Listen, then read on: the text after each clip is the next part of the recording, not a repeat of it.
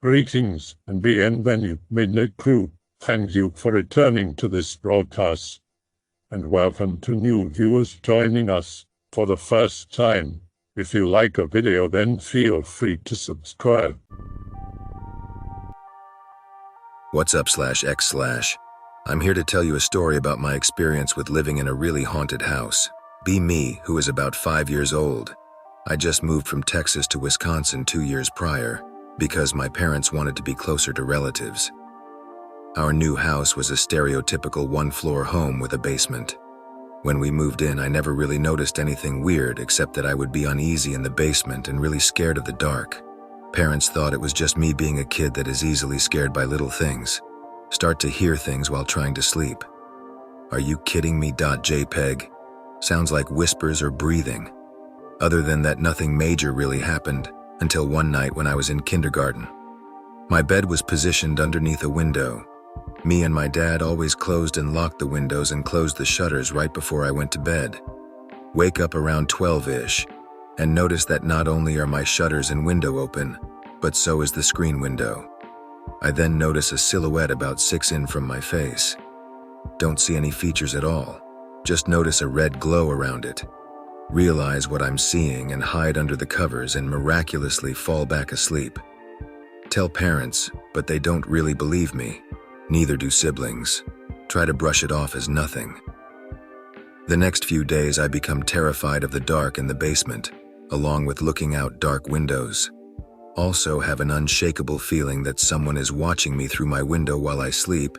Dad tries to reassure me that no one is looking at me while I sleep. I then began to have recurring nightmares. The first one would be me sitting on my bed talking to someone I know, who is right next to me. They then stop talking and look at the window with an expression of horror on their face. They would then run out and I would see a decrepit bald man glaring at me through the window. Would become paralyzed with fear and be unable to move for the rest of the nightmare. The next one would be some sort of monster kidnapping me from my bed. The last one wasn't even a dream. I would just wake up in total fear and would begin crying uncontrollably. Sometimes I would accidentally wake up my mom. All of these dreams and things happened to me at least 3 times, and it was the same exact dream every time. Tried to brush it off. I ain't never scared. Avi.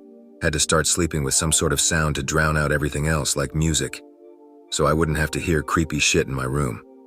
Come home one day from school. Was in about 4th grade. Look at my fish tank and see that one of my goldfish is dead. The weird part is that it exploded. You heard right, it exploded. No one in my family can explain it, and fish guts are everywhere in the fish tank. Go on with life until one night when a friend came over for a sleepover. Was in 4th grade. We slept downstairs on a pull-out bed. In the middle of the night, I think about one. I wake up in the bathroom and see that my hands, arms, and the sink are covered in blood. What the hell? Realize that my upper lip hurts. Look in my mouth and see a hole in the roof of my mouth between my front teeth and lip. What's happening to me? JPEG. Wash blood off of arms, hands in the sink, and am too scared to go back downstairs. The next day my lip was swollen to about 2.5 times its size. No one, including me, knows what I did or what happened. My lip heals, and about a month later, as I'm getting off the computer, I see a man walk behind me on the computer screen. Turn around only to see nothing. See the same exact man again in the downstairs mirror. About a year later, I was downstairs in my basement sitting in a rocking chair. Behind the rocking chair on the wall was a red turn-dial phone. As I'm sitting in the chair, I feel it move as if someone is behind it and was readjusting their position. Hear the phone move. I turn myself around expecting to see my sister, but instead I see a grayish arm with inhuman fingers hang up the phone on the receiver. Nope, nope, nope. Book it out of there and start to hear noises around the house. A couple of months after that, I had another friend for a sleepover, and again we slept on the pull-out bed. After we fall asleep, I wake up around 11-ish. Except I don't really wake up. It was more or less me half asleep and having no control over my body. I sat up and then walked upstairs into my room, where I got naked and laid under my covers staring at the wall for about 30 minutes until my sister snapped me out of it. She asked why I was naked and I didn't respond to her. Eventually she left and I had no idea what just happened. I was just in a trance state and I started to freak out. I couldn't go back downstairs and slept in my room. Around the time that happened, my sister's hamster inexplicably became lost. She kept 3 textbooks on top of its cage, and it somehow escaped, yet she couldn't find it. Dad finds it 2 weeks later in some pump. She gets 2 more hamsters, and 3 months after she gets them, they go missing. I then began to notice myself start to change. I went outside less and less. I refused to go to my friends' houses anymore, and had an extremely negative view on life. Go to mom's friend's party, and 1 hour in I begin to panic for no reason. Tell my mom that she has to take me home, and she refuses to. Have to stay at the party while panicking for another 2 hours, but become better when I get back into the house. I soon begin to have panic attacks randomly, but they go away whenever I leave the house. Start to wake up with holes in my arms and scratches on me. I would spend more time in my basement. I start to realize that something is very wrong and ask my parents to help me. My mom was into energy work and found out that I had a spirit attached to me. Okay, now what? JPEG. She attempts to get rid of it. A few days later, I started to become extremely germophobic, paranoid, and anxious. I've become so germophobic that I can't take out the trash without needing to take a shower afterwards. One day, my dad took me to the pet store and I got a hamster. Loved the shit out of it. 3 months after I got him, my sister came up to me while I was gaming, bawling her eyes out. She says that my hamster is dead. Be confused. Go downstairs to where I keep the cage and see my hamster dead in the corner by its running wheel. It had a dent in its side. Don't really mourn over its loss. Years pass by, and my paranoia, germophobia, and anxiety are getting worse. Parents decide to move, and yet I'm not overjoyed to be leaving. In fact, I was really bummed out that I was gonna leave. I kept wanting to stay and be in that house for as long as I could. Moving day comes, now living in a townhouse. However, I still felt scared when I tried to sleep. Whenever I did sleep, I would have dreams about my old house. I would be on the other side of the road from the house. House would be completely run down, and the door would be wide open. It's pitch black inside the house, yet it's bright outside. I hear something telling me to go into the house, and I felt as if something was trying to pull me into the house. It would always be that dream. A few months after moving to the townhouse, we all came home from dinner, and as usual, I went upstairs into my room. When I went in, I noticed a substance on my window and shutters. Looked almost like oatmeal, but it wasn't. It was dripping from the wooden window frame. Showed my dad, and he said it was the glue from the window. However, it was 50 degrees outside, and it was way too runny to be glue. I started to freak out that whatever was at my old house followed me. Would start to hear things again. Even saw apparitions run into the basement. A year after we moved in, my ceiling started dripping water. It began to bulge out, and within a couple of days, the ceiling caved in. I still don't really understand how it happened, since it barely rained the days that it happened. A year later, around the same time, my ceiling starts leaking again. I move into a spare room, and then that ceiling starts to leak. Why is this happening to me? Finally move out before ceilings cave in again. Move into a log cabin in a small-ass town. Eventually, I begin to stop being so paranoid. My anxiety goes away, and I'm not afraid of the dark anymore. Have never had any weird experiences like that again after moving into the cabin. My mom gets more into energy work. We find out that the previous owner's daughter of the first house we lived in partake in the occult. She sacrificed small animals and rodents in the room I lived in. My face when I heard that news. Also find out that she sacrificed animals in the basement, where my sister's room was. I didn't really realize how screwed up my situation was at my first house was until about 4 years after I moved out. My friends don't believe this story and said I never lived in a haunted house. I know what fucking happened to me. That was the worst 10 years of my life, and you couldn't pay me enough money to go back into that house. I think I might have grown up in a haunted house. I'm a really skeptical person by nature. I've never really believed ghost stories I've heard. And if you asked me if I believed in ghosts, I would probably tell you no. But I can't get my childhood home out of my head for some reason lately, and all of the weird things that happen there. I honestly don't know how I feel about it.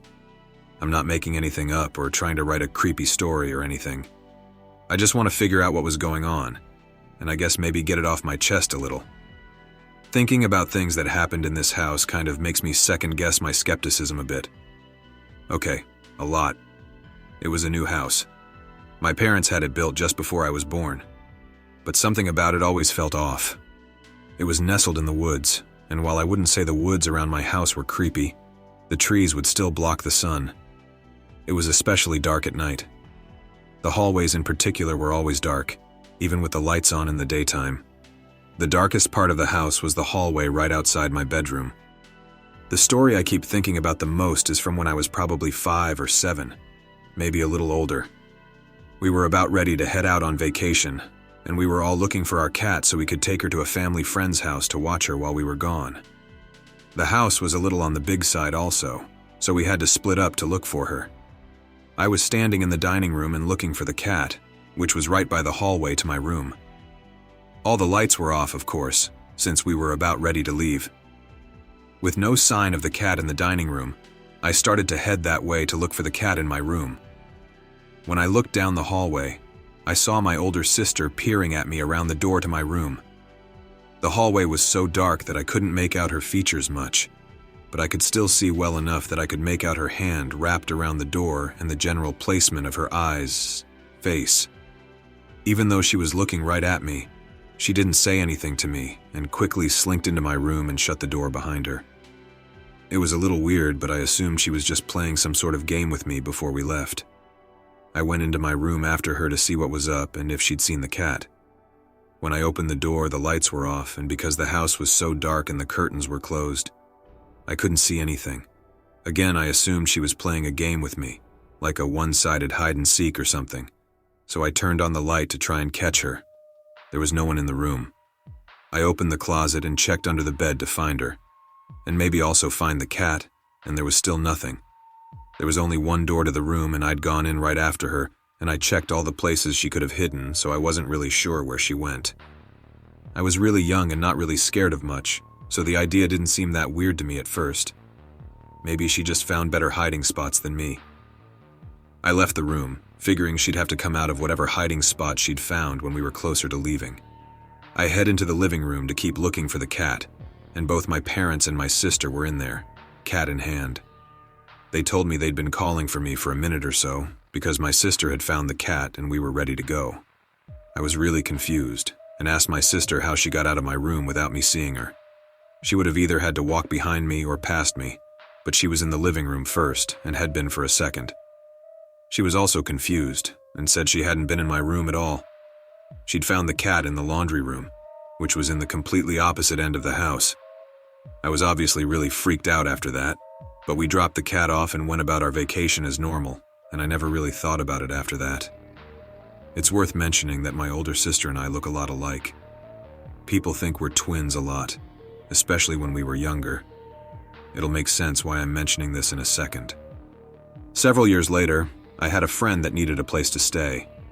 I'd moved to a different, much bigger bedroom by this point, and my parents were kind enough to let my friend stay in my old bedroom for a little while, the same one I was just talking about before. One morning on a weekend, my friend wakes up and sits next to me on the couch. He was annoyed with me from the start, wondering why I'd woken them up in the middle of the night and what the hell I was talking about at 3 a.m. I had no idea what he was talking about. I hadn't gone downstairs at all the night before. He swore up and down that I'd woken them up, asked them a bunch of nonsense questions, and refused to move away from the door, turn on the light, or leave. I suddenly remembered the time I swore my sister had gone into my room when she hadn't, and how I could have sworn it was her, even though it couldn't have been. But again, I just kind of brushed it off as a weird dream my friend had, and never really thought about it since then. It's been a few years. I don't live in my parents' house anymore, but for whatever reason I just can't stop thinking about this lately. It's actually getting a little frustrating with how often I keep thinking about it. I'm really pretty skeptical, but I just keep thinking about there being a ghost or something that looks like my sister and I that lives right by my old bedroom door. It's kind of freaking me out. I'm realizing I had a lot of other really weird things like this happen in this house, and I'm really not sure what to make of it. Again, I'm really not trying to write something freaky here. I just don't understand what was going on. Sorry if this is spam. It's midnight here, and I'm writing this with some fervor because I'm going crazy with how much I'm thinking of it. I don't really know what I'm looking for by posting this. I just really want to get it out of my head before I go to sleep and give myself a nightmare. So last summer, my fiancé and I moved to a large and beautiful old house in a small town in the North Woods of Wisconsin. I know it seems like the most cliché haunted house story ever, but yeah, it was built in the 1880s and has that old-fashioned Tudor style to it. Well, anyway, around Halloween night, I know, cliché, but it's true, I saw a little boy in our front parlor room reaching for the candy bowl that was on top of a wood pellet stove. He turned and glanced at me, and then was immediately gone. Later on, my fiancé and I both started having dreams about a little boy walking around the walkway at night. Finally, my fiancée saw him herself looking through the doorway at her while using the bathroom in the middle of the night. But here's the thing. He doesn't feel threatening or bad. He doesn't bother anything. He's just sort of there, like a spider on the wall. I know many generations of families lived and died here, so I can only assume he's the ghost of a boy who passed away in this house long ago. What should we do to live in peace with this ghost? He doesn't seem to be distressed or angry, just curious and passive. Should we just pretend he's not there? Anyone have any experience with harmless ghosts haunting their home? I think the majority of ghosts are harmless. They're around us all the time. I usually just acknowledge their presence. Tell them they're welcome to hang out as long as they don't cause any problems. Imagine how much it would suck to be hanging around watching the world with no way to interact with it. Have empathy. Thanks. Will do. I'll read this one to my fiancé. I've lived in a few houses where I've actually seen a ghost, and I've lived in houses where there would be the odd lights turning on and off, cabinets being slammed, windows opened, plates and cups getting knocked off tables and getting broken, etc. After seeing a ghost, I had to start believing in them. Then after encountering them a few more times, I tried to put myself in a ghost's shoes. All they seem to be able to do is make a light flicker or break a plate. That's pathetic. They can't really affect this 3D world in any meaningful way. If you've been hanging around a house or spot for decades, it must be frustrating to watch people come and go, to observe their intimate lives but never be able to engage with them. Maybe you decide it's funny to try and freak people out with the tiny ways you can interact with the physical world. You get a kick out of how spooked people get when you open a window or turn a light on and off. Really, it's just a cry for attention. Imagine someone finally says, after who knows how many tens or hundreds of years of feeling invisible, "Hey, I hear you. You don't have to do all that. I know you're there. I'm just chilling and you're welcome to keep hanging out. Just please don't create any disturbances or I'll have to ask you to leave." Every time I've done that, the lights flickering and the plates breaking and whatever else has stopped, just from acknowledging their existence. Then I like to imagine there's just a ghost homie hanging out with me. Apparently you can leave out little offerings for them if you want. ... IT quote S normally done to appease an aggressive ghost, and I'm not sure if you'd get anything back from it, as your little boy ghost seems pretty benign already. Most spirits like tobacco and almond milk for some reason, but if you saw the boy going for a candy dish, you could maybe just leave some little candy out on a plate for him and see if that does anything. I'd like to share a true story with you all. I'm originally from Croatia, but my family has lived in the U.S. since about 2000. Shortly after the war, when I was only 4 years old, my family began building a mansion-like house in the outskirts of the capital during 1995. It's a 5-story house, with large plots of land originally meant to be gardens and garages. The basement alone was big enough to comfortably house 2 families. I don't know why we needed such a large house. I don't even know how its construction was paid for. Though I always suspected my father had some connections with the mafia. Basically, our 6-member family was going to live on the 1st and 2nd floors. The basement was made into a bakery, and the attic was storage while the other floors were rented to other families. Now, we moved in 1998 when I was old enough to remember everything about the house. Unfortunately, the house wasn't yet completely finished, although functional.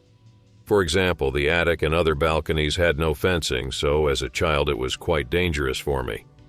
Also, the walls of the house were brick, and usually brick houses get covered with special tiles and paint, so it looks more luxurious. That was not yet done, giving it the ultimate haunted house look. I always wondered why this final bit of construction wasn't completed. Growing up in the house, I remembered nothing peculiar about it. I don't know why, but when I was still in primary school, we moved to the US. The next time I would see Croatia or that house was in 2008. I was about 17 at the time. It was summer and the whole family would be staying 2 months in our old house, which was now in terrible shape due to no maintenance for nearly a decade. The first few nights were completely normal. The peculiar event happened on, I believe, the 4th day of our stay. That day, I decided to experience some nostalgia and went through all floors and all rooms of the house. 2 floors struck me as eerie, particularly the basement. I do not know the name of this, but in the basement there were some metal rusty spikes that were somehow used for the making of yeast in the bakery. I used a flashlight to scout the basement, and you can imagine how dreadful those spikes looked. All of my siblings' old toys were scattered across the basement, which was very odd because my mother believed she had stored them in one of the living rooms before we moved. As I said earlier, this basement is huge and cold. There were bugs crawling on the floor, no electricity, and just a general feeling that there was something moving around between the piles of garbage, toys, and old equipment. I assumed it was a rat and moved on to the other floors, which were all normal. I even found some of my first stuffed animals, which gave me an extreme feeling of goosebumps and nostalgia. The other strange floor was the attic, but maybe because of my fear of heights. With no railing or wall on an entire section of it, and with falling down being certain death, it just felt odd. Not to mention the floor was cement instead of wood or tile, and it was a mess. In particular, there were scattered toys on this floor too. That day, my parents said they were going out to reconnect with old colleagues, while 2 of my siblings were going to go drinking. The only people left in the entire house were me and my older brother. Due to jet lag, I had to take a nap at about 5 p.m. on a couch on the first floor. Unfortunately, this nap had become a deep sleep. I woke up to the sound of bare feet running down the stairs to the basement. At first, I thought my brother was up to something. I checked my watch, and although it was pitch dark on the first floor, I could see it was 2 a.m. using the street lights. I was searching for working lights and maybe to grab a snack from the fridge until I heard running going up the stairs. I called my brother's name and there wasn't an answer. The footsteps went at least 3 floors up. I was genuinely perplexed now. Somehow I found a working light and began cutting some bread until I heard the footsteps coming down again. This time they didn't go into the basement. They stopped at the first floor. I could only see a shadow of what seemed to be a child, and I instantly panicked and screamed. The shadowy figure ran into the basement again. I felt goosebumps and terror, and decided to make a run for the 3rd floor, the floor my elder brother claimed all to himself. Running up the stairs screaming his name, I got to the 3rd floor and ran into his room. To my surprise, he was wide awake, wielding a hammer and had shock in his eyes. He right away told me there was a strange figure that ran into his room while he was watching television. We couldn't believe it. We both saw the same kid. We locked the door on the 3rd floor and thought about what to do. We called our parents, who said they won't be coming home until the morning. We told them what we saw and they thought we were just messing with them. They told us to just go to bed. After about 10 minutes of being in the room, we heard the footsteps coming up from the floors below us. The footsteps went up to the attic and we were both in awe, giving each other courage using jokes like, "Probably some gypsy kid broke in." We decided to investigate the attic. We could clearly hear moving in the attic as we slowly crept up the stairs.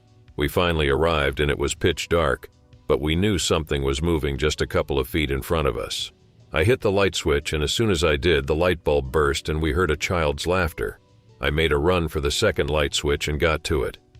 This one worked.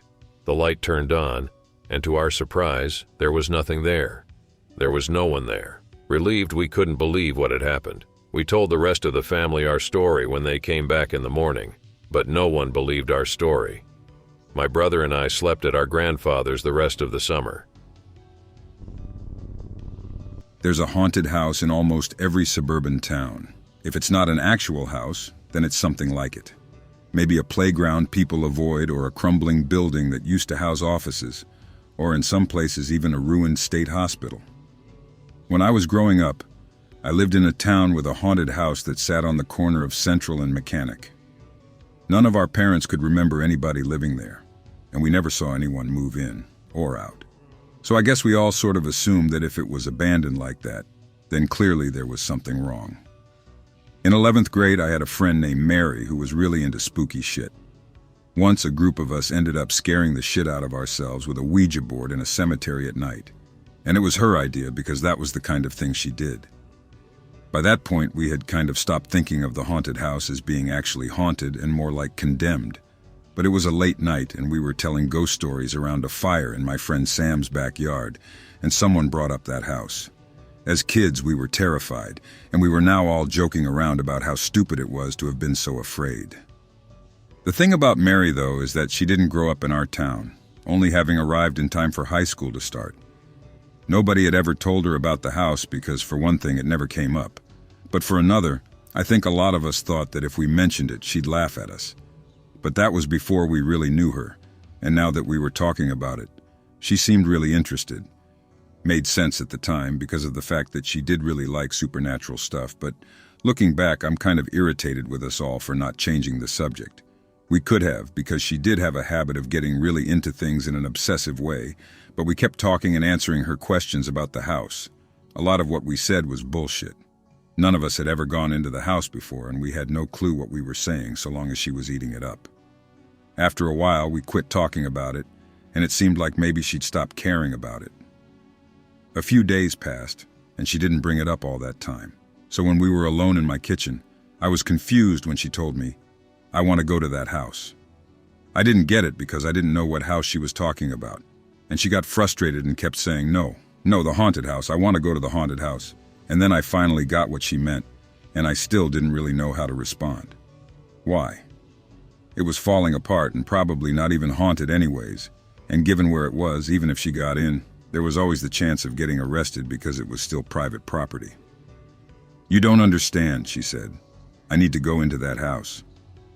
So I agreed to show her where it was because I was the first person we knew to get a license, and I figured that driving by it twice would be enough. I was wrong, and she got upset with me, and I guess I wanted her to like me more, so finally, one day, I told her that I'd bring her there. I didn't want to go in with her, and she said that it was fine, that she'd be fine. She just needed someone to watch her go in so that someone knew where she was in the event of anything. She was thrilled, though, which did enough for me, so I was satisfied. I watched her struggle to get the door open, and when she did, she turned and waved, and I waved back before getting back into my car and going home. At the time, my parents were starting to go through a messy divorce and would sit me and my siblings down every other night so we could have a family meeting, and I was already late for this one by the time I got back from dropping Mary off. There was a lot of yelling, and when they finally settled down, they still had a million things to say to both of us. My phone started vibrating in my pocket, and I took a sneak peek and saw it was Mary. But the second my mom saw that I had my phone on me, she started yelling again, and there was no real way that I was going to be able to pick it up. It kept ringing and stopped, and then started again, and it went on for what must have been half an hour. Finally, my parents let us go to our rooms, and I listened to the voicemail that Mary left me. I was so wrong, she said, and she was hysterical and crying and kept apologizing. There was a noise in the background that I didn't understand or recognize, but I stopped listening to the voicemail after a few seconds. I kept trying to call her back like she kept trying to call me, but there wasn't an answer, and I didn't know what to do. It wasn't like her to joke around like this, but if I told anyone, then I'd probably be in trouble. I tried again, until finally deciding to call the police as an anonymous tip, like I was a concerned neighbor who saw a couple of teenagers break into this house. They didn't find anything, and I still don't know if Mary ever turned up anywhere. Most of you will think I am full of shit, but when I was a child, I lived in a haunted house. I only remember bits and pieces, but my mother tells me things I remember only parts of. So I was born in a small town in the Midwest, and the house I lived in, the Ryan House, was built in the 1850s. Well, on Friday, my family and I went to the fish fry in Port Washington, and while we were there, we had a few family friends come up to my folks and ask why we left my sister at home, whom happened to be just a few feet away from us with her friends from school. Well, my parents, being very puzzled, pointed her out to our friends, whom became very agitated, insisting they saw a girl in the attic window of our house. My dad, who was a police officer, had to then drive home just to check, believing someone had broken in, only to find all the doors locked and windows locked and closed. A few weeks later, I remember going up to the attic looking for a toy to see a pair of legs hanging down from the rafters and heard a girl speaking. I don't remember anything after that, but when I asked my mom about it years later, she said she remembered finding me on the landing below the attic, curled up in a ball, crying uncontrollably and shaking, saying she is always there. My family moved out of that house a few weeks later, and the next family had it torn down within a year. I still wake up remembering just the pair of legs dangling down from the rafters some nights. I hope that you enjoyed tonight's broadcast. If you enjoyed tonight's story, then please subscribe to the channel, as more green texts will appear daily. A new broadcast will appear when the clock strikes midnight Central Time.